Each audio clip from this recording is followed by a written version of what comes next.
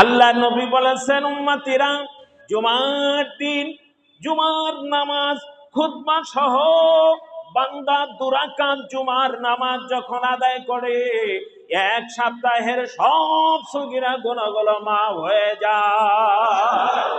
সুবহানাল্লাহ। মাফ করার জন্য আল্লাহ তো বসে আছে।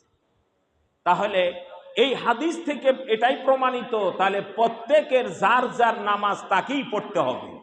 কি বলেন? যার যার নামাজ তাকেই পড়তে হবে। পৃথিবী থেকে এমন কেউ আছে যে আমি ছেলেকে মেয়েকে ভালোবাসি না? আছে কেউ? পৃথিবী সবচেয়ে ছেলে মেয়েকে সন্তানকে বাপ মা বেশি ভালোবাসে, তাদের জন্য চুরিও করে। এই যে চোররা দেশে বিদেশে এত বাড়ি গাড়ি বানাইছিল কার জন্যে? হ্যাঁ, অনেক চোর তো এখন মামার বাড়ি, মামার শ্বশুর বাড়ি আছে। তাহলে এই সেই কি বলেন?